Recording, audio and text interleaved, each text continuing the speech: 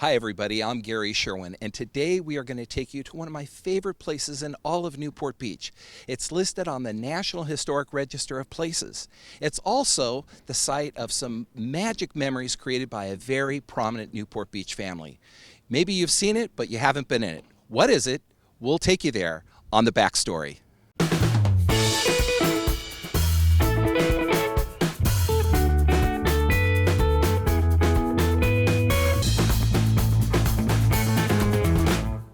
It's no secret that John Wayne was clearly one of the most famous residents ever to live here in Newport Beach. Had a beautiful home here in Newport Harbor where he and his family spent many years making terrific memories. But one of his most prized possessions is right behind me, the historic Wild Goose. And we're going to take you on board right now.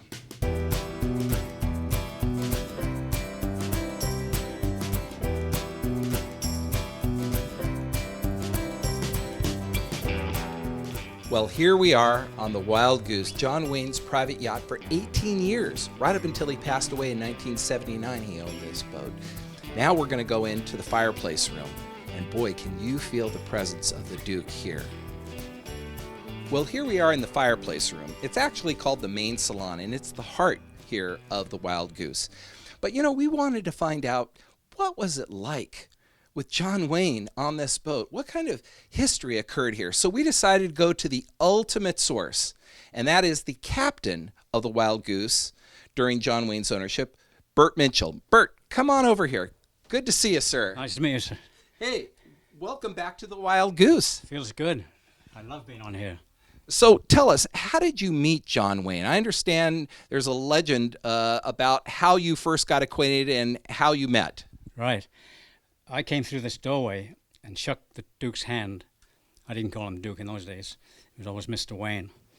So we BS'd for a few minutes, and then I went to leave or back up, and Duke looks at my shoes and he goes, and I was so shocked I brought my foot back a little.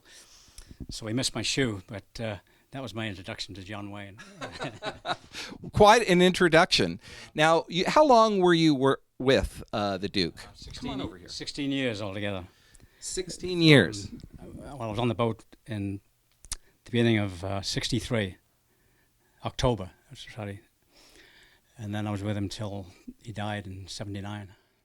And he had the boat up until just a few months before he passed away. Correct. Now, Bert, you actually got very close to the Wayne family throughout all this. You were, of course, on this boat every time they went out and went to Catalina or Alaska or some of the other places. So you actually saw the Wayne kids grow up. I was like a nanny on board, as well as being the deckhand to start with. So I was kind of running herd on the kids. They'd be running all over the boat. There's a little carpenter shop on that side forward, and I used to make little toy boats for them. And I tell a story in my book about Ethan coming to me one day, and I said, "Ethan, what happened to the boat I made you last week?" "Oh, it sank." He said, "Well, we know the wood doesn't sink." So of course I had to make him another boat. And then when Marisa came along, I'd make boats for her.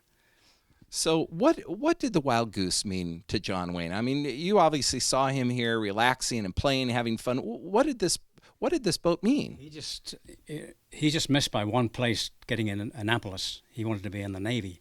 He may have ended up as an admiral instead of an actor. So the first boat he bought was a 73-foot power boat. It's called the Nor'Wester. And later on he decided he wanted a bigger, more impressive boat. So when he found this for sale, he bought this thing. So this is actually a decommissioned World War II minesweeper. Is that correct? Correct. Yeah. And then it was converted into a private yacht then by somebody before John Wayne bought it. Is that correct? Max Wyman was a multimillionaire from Seattle in the lumber business. And the boat was originally called La Beverie, I think, French. And Max changed it to Wild Goose. Well, actually called it Wild Goose 2. And then when Duke bought it, he did away with the 2 and just called it Wild Goose. That's great. That's great. So tell us about this room we're in here right now. What was it used for? Well, this used to be 2 rooms. There was a bulkhead probably about here. So there was a dividing wall. So this was the small main salon, and this was the Duke's bedroom, or master stateroom. So when we got back from Europe, with Duke being so tall, 6'4.5", he had to walk down the side decks like this, his head down. So he wanted a new cabin with 6'8" headroom. So with me being a carpenter, we hired 5 other carpenters. We had 6 carpenters working for 6 months, January through to June, putting all these new beams in. The roof has been fiberglass to make it completely waterproof. That was my first experience with fiberglass, and I didn't like it. It was stinky and sticky. So tell us now, this mural. This is a pretty dramatic mural. I understand. So John Wayne actually had that installed. Originally, they were black and white pictures, and they were taken from a big, thick volume on sea battles, and he liked this one. So I guess he had the pictures blowing up at the studios. And then later on, he had Ray Kellogg, one of his buddies that was in the makeup department, I think, or scene shifters or whatever. He came down and spent a week coloring it, and then we'd seal it with clear varnish so water wouldn't affect it. Wow. So now it looks like one big mural, but it's actually 2 just kind of flipped, right? You're right, yeah. So if you cut it in half, it's almost symmetrical then, if you know, half of it here and the same half over there, right? That's correct, yeah. It's beautiful. But, so now I understand this table is pretty historic too. Now it looks like a ordinary wooden table, dining room table, but it probably was a poker table, wasn't it? well, that's what most people think, that he was a poker player. I never saw him play poker once in 16 years. It was always bridge, mostly bridge, and he'd always invite 1 or 2 couples to make up the bridge game. They'd spend all day. Sometimes he might take a break and dive in off the stern, and no matter where we were in Catalina or Mexico, he'd dive in, come to the surface, and Jesus Christ, it's cold. So now who sat at this table? Who are some of the names? He had a lot of business associates that we invite on, people from the studios, like Hugh O'Brien. So this really, this was really a place for him to take refuge with his family, more than a place to entertain a lot of celebrity friends, right? Right. He'd spend all day and all evening. He used to go to bed early, about 8, but the rest of the time he's sitting here just playing cards, bridge mostly.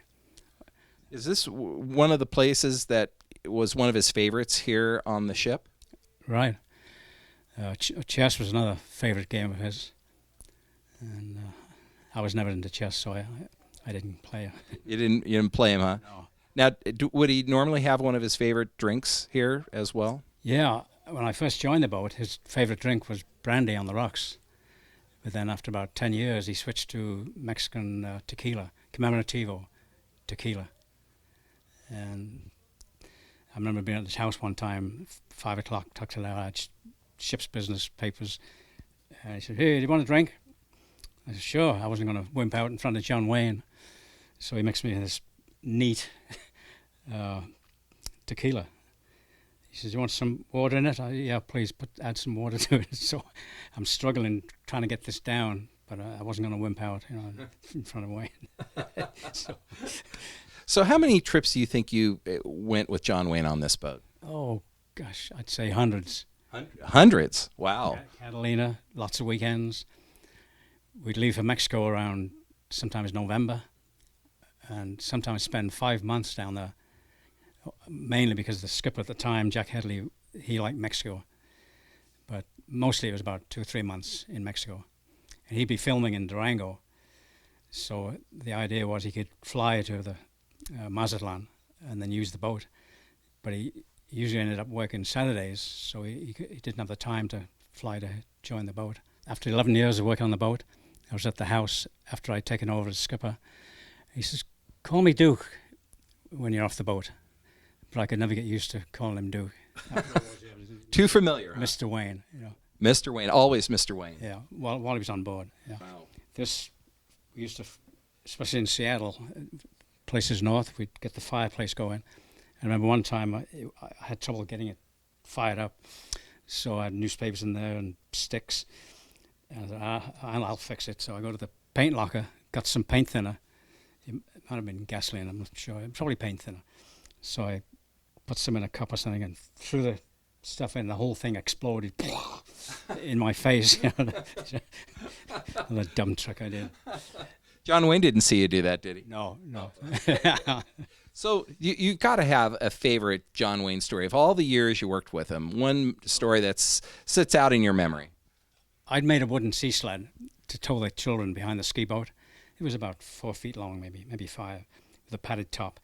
And the children liked to sit on or kneel on and hold a rope so they could stay on the raft. And I'd tow it about 20 miles an hour behind the ski boat. Well, we were somewhere in Mexico. I can't remember what bay we were in. And I'm running out of fuel, so I slowed down to put more gas in the ski boat. Duke's on the top deck, aft, and he cups his hands like this and says, "I'm going to shoot 4 people if Maritza gets hurt on that thing."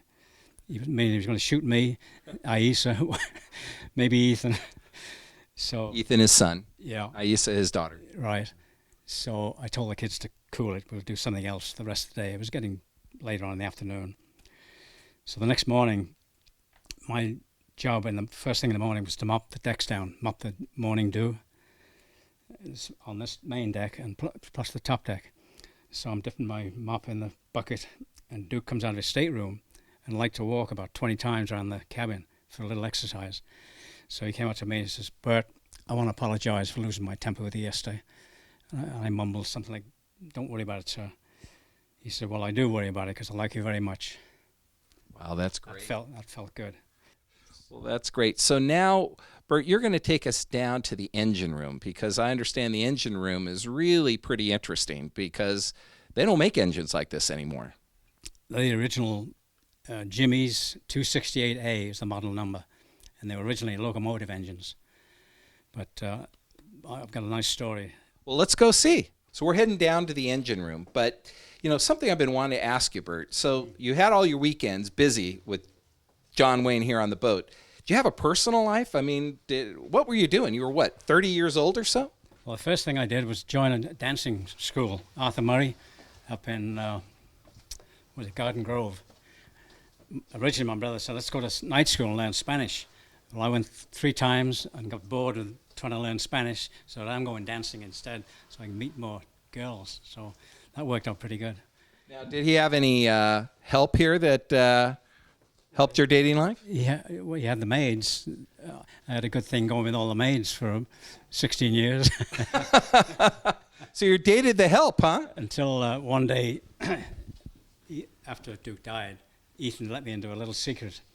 He said, we hired one maid. She was German, good-looking, attractive German gal, Petra. So she wouldn't have anything to do with me. And years later, Ethan said, "I think I ruined it for you with Petra, because I told her that you take all the maids out."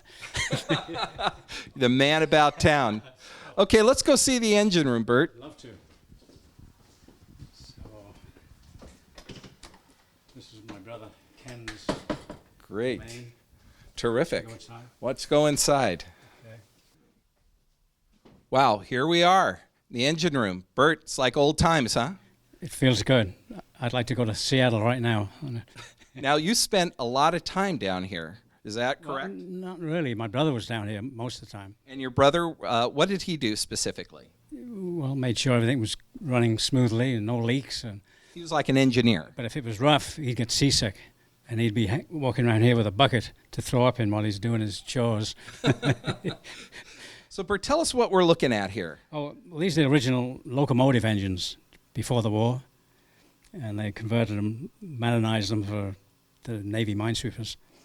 They were, I've forgotten how many cylinders. 1, 2, 3, 4, 5, 6, 8 cylinder.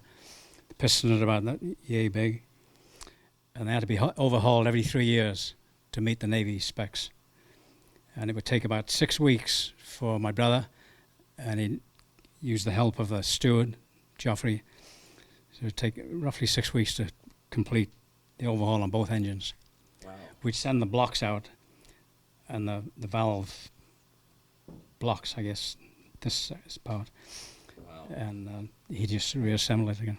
Wow. Well, we're also here today with Fernando Garduno. So you're the first officer here. Yeah. And this ship is pretty much as it was from an engine perspective when John Wayne owned it. Is that correct? Yeah. Hornblower goes to great lengths to act as stewards for the boat and operate the boat in a way that would keep the Duke happy. He was big on keeping all the original naval equipment on board. So we do everything we can to keep the stuff going, and we take great lengths to make sure that if we can find parts or have to have some stuff fabricated to keep some of this old stuff going, we make sure we get it done. That's got to be a costly proposition, because it would have been easier to get more efficient engines here a long time ago, I suspect, right? I think so, but it's the last thing the Duke would have wanted. And, it's a historical ship. She's been to war. She's been all over the world. And to be honest with you, she runs great. I mean, there's really no need to replace them as far as we're concerned. Okay, so tell me what we're looking at around here. So these are the main engines, is that correct? That's correct. Yeah, those are the mains. They're 500 horsepower aside. Some folks will probably recognize the telegraph here from the movies and whatnot. And, in the movies, you'll hear the captain saying, all full ahead, port engine, this or that. All the telegraph is doing is sending a message down to an engineer here in the engine room and telling the engineer how to, either put the boat into a stern propulsion or forward propulsion and then adjust the throttle. We've got the throttles right here. We don't operate off of this at all. We've got some modern equipment from the 1980s, electronic shifters, but if they were to go down, we would rely on the telegraph system.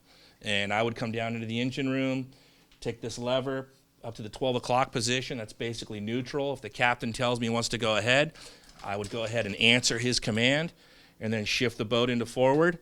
And that's our backup control system. Wow. Well, it's really something being down here. And I can only imagine that on modern boats, I don't know, would this pass code inspection nowadays with all these wires and things running through it? I mean, Fernando is you've got to get special coverage for being able to have this kind of stuff, right? No, we're actually very strictly regulated by the Coast Guard. It's being a wooden boat. This vessel is under a much greater degree of, and due to the age, a much higher degree of scrutiny than your average charter vessel. So we go through annual inspections every year by the Coast Guard. We have to haul her out every year. A couple of our other vessels are newer, steel hull. They only have to be hauled out once every other year. So the Coast Guard is intimately familiar with every inch of this vessel, and we keep her in great shape. We've got a really, really good maintenance crew, and we've got an owner who just absolutely loves the boat. And that's Terry McRae from Hornblower Dining and Events, or Cruises and Events. Correct, absolutely. So we're lucky. We've got a guy who's a big John Wayne fan, and he believes he's just a steward of the boat, and John Wayne's really the owner, and we try and maintain it to a standard and keep it going that the Duke would be proud of. So Bert, we're going to take you up now to where you probably spent a lot of time up here at the top of the boat, keeping it steering in the right direction. So we're going to have a little bit of a homecoming for you, okay? I'd love to. Okay, let's do it. Wow, we are in John Wayne's bedroom, the original bedroom. And Fernando, I guess this is pretty much as it was when John Wayne was here, right? Absolutely, yeah. Original furnishings, the easy chair over there, the dresser, the bed, the stuff that, the TV came in the 80s. That painting matches the one in the fireplace. Doesn't match it exactly, but he had it commissioned by the same artist. He was a big, big fan of the ocean and the sea, and obviously the Goose played a huge role in that. So you'll recognize some of this artwork if you go down into the fireplace room. The Duke did not have any pictures of himself or his movies and stuff like that on board. Family photos, yes, but not stuff regarding his films and whatnot. But it's largely intact. The way this is exactly how it would have looked in 1975 if you came strolling in here. Amazing. And then there's of course a very large bathroom adjacent to this too that he would have used. And then his kids had a stateroom just adjacent to this as well. Correct. And the rooms connect, so the kids' bunk room has direct access to the Duke's stateroom. And I'm sure Bert will tell you what they used to do with the kids is they'd lock them in there at night if they were out at sea or on the anchor, so they wouldn't have to worry about them falling overboard. They would have to walk through this room in order to get out. Yeah, that way if they couldn't get out without the Duke knowing about it, or if one of them had a bad dream or something, they could just walk right through here without having to go out on the side decks. Wow. Well, this is another one of those rooms where you really kind of, I don't know, feel the ghost of John Wayne, but you certainly feel his presence here, don't you? Yeah, absolutely, absolutely. And when I'm walking around during a charter doing my rounds, I get stopped here and asked all kinds of questions. There's always people gazing here, and they're always staring at the bed, like, what happened there? Yeah. You can smell the wood burning sometimes. So. Well, the ship has a very vibrant life today, as well as it did all those many years ago. Sarah is with Hornblower. Sarah, welcome. Thank you. So tell us a little of what the ship's doing right now that Hornblower has owned it now for a number of years and has been a good caretaker of it. What kind of events transpire here? Oh my gosh, well she certainly is the jewel in our crown here in Newport Beach. We're very proud of her. Many different corporate events, a lot of weddings with athletes have got married on board here. Being so close to Hollywood, a lot of rap parties that are held here. I remember an event with Barbra Streisand, which was fun for me to see her on board. So, and then we do some public cruises too, where guests are lucky enough to find out that they'll be on John Wayne's yacht for the evening, which is incredibly special to be that close to a movie star and to be in kind of his presence. So lots of fun events, and she's much loved here in the harbor for sure. Now, she pretty much stays in the harbor when you take most of the cruises, right? We do. We like to keep everything very calm for everybody. You know, we use silverware, glassware, a lot of high-end events, so it's important for our guests that are comfortable. Sometimes the captain will poke his nose out, poke her bow out just to kind of see the sights, but yeah, it just keeps within the harbor. But I mean, my gosh, we go past where John Wayne used to live, where she was docked.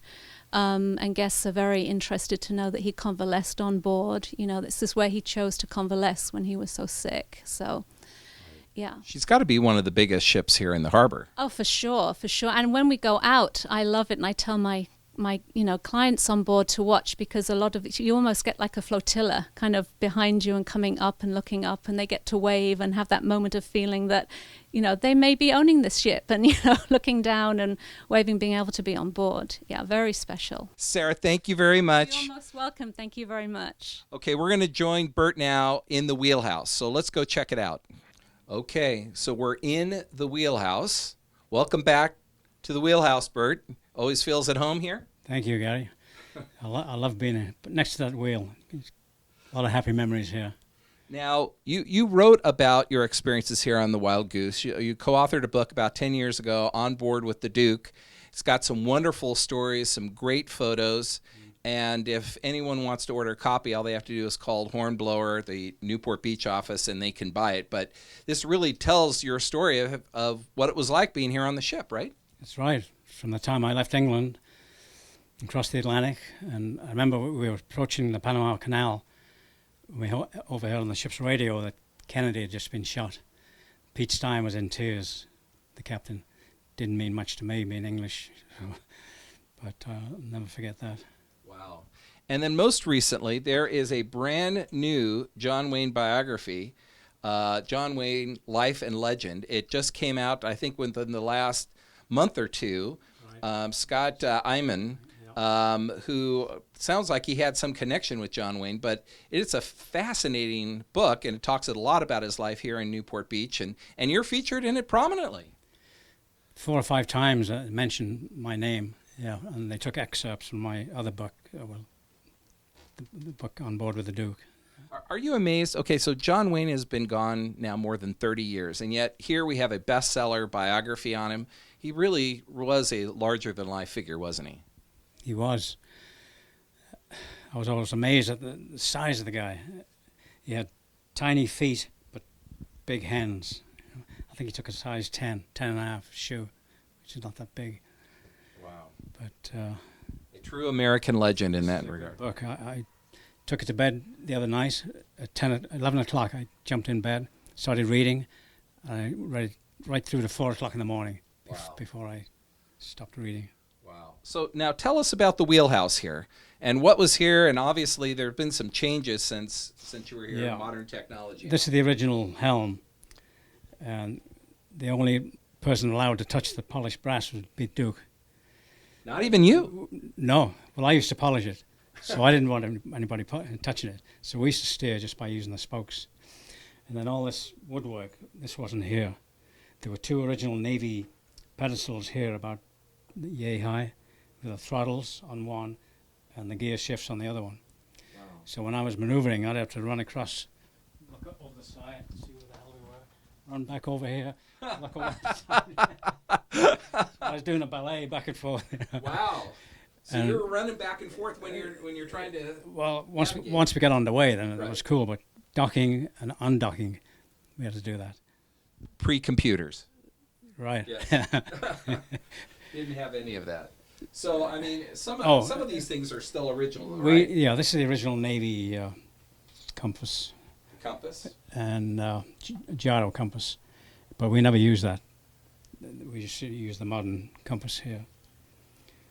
There used to be a little button somewhere around here that you could change course. Once it was plugged in, instead of turning the wheel, you could just turn the little knob, and the ship would go either way. Sort of like autopilot almost. This is interesting. This is the original chair that was bought for Pete Stein back in the mid-'60s. And I'm just amazed how this vinyl's lasted. I mean, this is almost 50 years old. So when I was on watch, I'd stand up here, sit up here, and it was just the right distance, that door jamb. I could put my feet up here. In fact, Jack Headley had me paint a line on that window, line up and down, so it would represent the bow of the ship, and he didn't have to get up, he'd just sit here.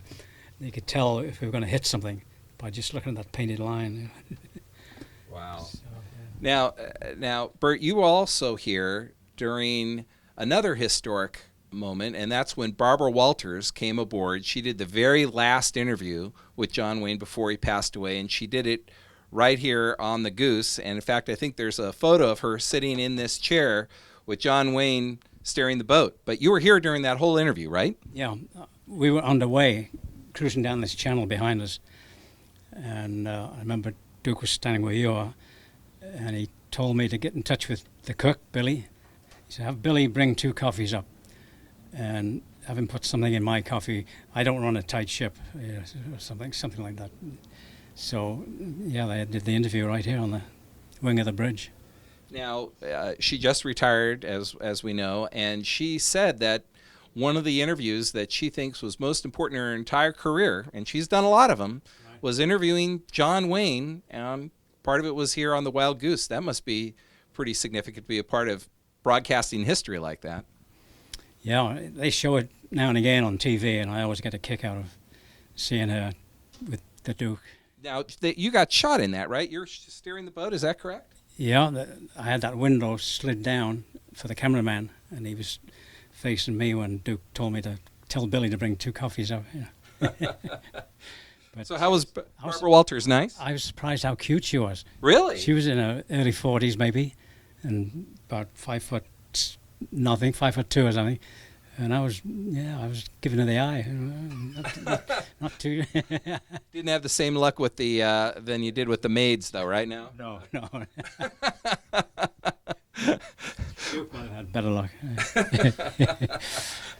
Well, Bert, this has just been terrific to be not only on the Wild Goose, again, one of my favorite things in all of Newport Beach, but to be here with someone who is a part of the living history of this wonderful ship. Thank you very much for being with us today. And thank you, Gary. And you know, it's got to be great to have you back here on the ship. Must bring back some wonderful memories that you had here with John Wayne. It does. I like doing these interviews and reminiscing about the trips and the times with the Duke. I'd like to sit off now for Seattle. You know, commandeer the boat and take it for a ride, huh? That's right. Great. Thank you very much, Bert. Hey, my pleasure. Well, there you have it. An inside look at this wonderful, historic, and iconic treasure here in Newport Beach. I hope you've enjoyed it as much as I have. This really is a very, very special ship. We'll see you next time on another episode of The Backstory. But before I go, that's for you, Duke.